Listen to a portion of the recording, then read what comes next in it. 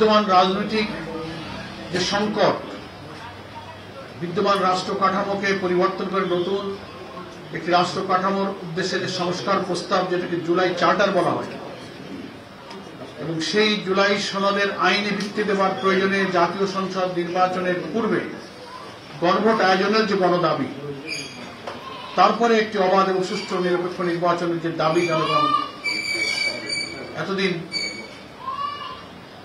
অব্যাহত রেখেছে, আন্দোলন করছেন, সভা সমাবেশে জাতীয় নেতৃবৃন্দ সেগুলো সরকার, ঐক্যমত্য কমিশন এবং দেশবাসীর উদ্দেশ্যে একের পর এক সেগুলো কিন্তু আমরা প্রচার এবং প্রকাশ আমরা অব্যাহত রেখেছিলাম। আমরা অধীর আগ্রহে অপেক্ষা করছিলাম যে প্রধান উপদেষ্টার বক্তব্যে এই সংকটের নিরসন হবে। জাতি সে আশায় অপেক্ষা করছিলেন, প্রতীক্ষা করছিলেন। কিন্তু আমরা ভাষণে যে বিষয়গুলো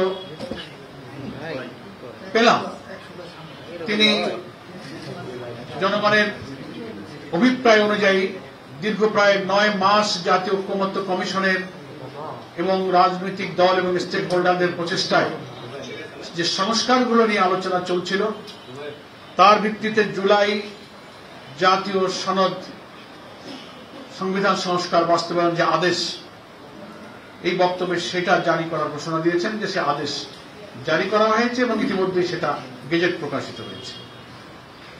নাম্বার 1। নাম্বার 2, তিনি গণভোট প্রসঙ্গে জনগণের যে অভিপ্রায় এবং গণ দাবিকে উপেক্ষা করে একই দিনে জাতীয় নির্বাচন এবং গণভোটের ঘোষণা দিয়েছে। আমরা এখানে বাংলাদেশ জামাত ইসলামীর পক্ষ থেকে খুবই পরিষ্কার করে বলতে চাই যে প্রধান উপদেষ্টার একই দিনে গণভোট এবং জাতীয় নির্বাচনের ঘোষণায় জনগণের আকাঙ্ক্ষা পূর্ণ হয়নি। জনগণের যে অভিপ্রায় ছিল জুলাই সনদের আইনি ভিত্তি এবং জাতীয় নির্বাচনের আগে কি কি বিষয়ে সংস্কার হলো, নতুন প্রস্তাবিত জুলাই চার্টারের ভিত্তিতে সংবিধানের কি কি সংশোধনী প্রস্তাব যাচ্ছে, যে 48টি প্রস্তাবে আমরা সর্বসম্মত হয়েছি, সাংবিধানিক সংস্কার সহ অন্যান্য সংস্কার, এগুলো জাতীয় নির্বাচনের পূর্বে জাতিকে জানাতে হবে, ভোটাররা জানবেন, তার উপরে মাইন্ডসেট হবে, তারপরে তার উপরে হা না মতামত দেবেন। কিন্তু একই দিনে জাতীয় নির্বাচন, একই দিনে গণভোট হলে ভোটার তো সেই জুলাই চার্টার সম্পর্কে অবহিত হয়ে তিনি হা না ভোট দেওয়ার পূর্বে তিনি তো সেটা আগে বুঝবেন, মাইন্ডসেট করবেন, অথচ একই দিনেই তাকে ওই সিদ্ধান্ত নিতে হবে, আবার একটা প্রতীকে তার জাতীয় নির্বাচনের ভোটও দিতে হবে। এটা একটা সংকট তৈরি করবে।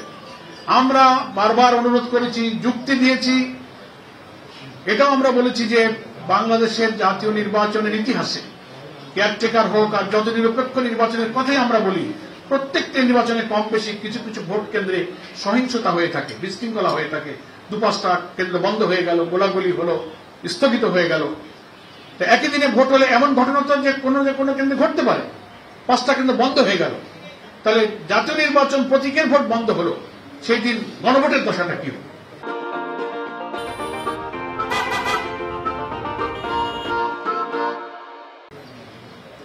এর কোনো জবাব নাই।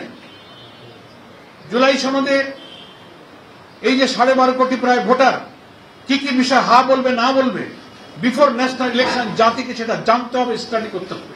ইলেকশন কমিশন সেটা পাবলিক করবেন, ওয়েবসাইটে দেবেন, তারপর না এত ক্রিটিক্যাল বিষয় তিনি সিদ্ধান্ত নেবেন।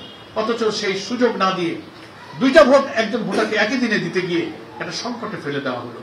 আমরা যে সংকট নিরসনের জন্য বাংলাদেশ জামাত ইসলামী সহ 8টি ইসলামী এবং দেশপ্রেমিক সমমনা দল দাবি করে আসছি যে এই ভোটটা জাতীয় নির্বাচনের আগে করতে হবে, তাহলে এটার আইনি ভিত্তিটা দৃঢ় হবে, এটা নিয়ে পরবর্তীতে আদালত এবং আইনি ভিত্তি নিয়ে কোনো প্রশ্ন উঠবে না। সেই সংকট কিন্তু রয়েই গেল, এই সংকটটা নিরসন হলো না। এটা হচ্ছে আমাদের জামাত ইসলামের আপাতত প্রতিক্রিয়া। আমাদের একই আন্দোলনের সাথী সহযোদ্ধা আরো 8টি রাজনৈতিক দল ইতিমধ্যেই প্রত্যেক দল তার নিজ নিজ দলীয় ফোরামে তাদের এই ভাষণের উপরে প্রতিক্রিয়া পর্যালোচনা নিজেরা করছেন। এবং পরে আমরা 8 দল সম্মিলিতভাবে আমাদের করণীয় ইনশাআল্লাহ স্থির করব। আমাদের শীর্ষ নেতৃবৃন্দ বিস্তারিত পর্যালোচনার পর সে ব্যাপারে আমাদের আরো প্রতিক্রিয়া ব্যক্ত করবেন, এই কারণে যে এই ভাষণের মধ্যে যেমন জুলাই জাতীয় সনদ বাস্তবায়নের আদেশ জারি হলো, গেজেট হলো, তেমনি গণভোট আর জাতীয় নির্বাচন একদিনে হলো। আবার গণভোটে যে ব্যালটে কি কি যাবে সেই বিষয়গুলো যাওয়ার কিছু বিষয় আজকে ভাষণে প্রধান উপদেষ্টা উল্লেখ করেছেন, সেটারও বিশ্লেষণ প্রয়োজন। এই জন্য আমরা জামাত ইসলামী আজ সন্ধ্যায় পরে আমাদের সর্বোচ্চ অ্যাপেক্স বডি নির্বাহী পরিষদ সন্ধ্যা 6টায় আমরা আমাদের এই ভাষণের উপরে মূল বিষয়ের গভীরে আমরা পর্যালোচনায় বসতেছি। সেখানে আমাদের লিগ্যাল এক্সপার্টরা থাকবেন। আমরা আশা করছি বিস্তারিত এই সব বিষয়ের খুঁটিনাটি পর্যালোচনা করে আমরা এ ব্যাপারে আরো বিস্তারিত প্রতিক্রিয়া ইনশাআল্লাহ আপনার কাছে পরে জানাবো।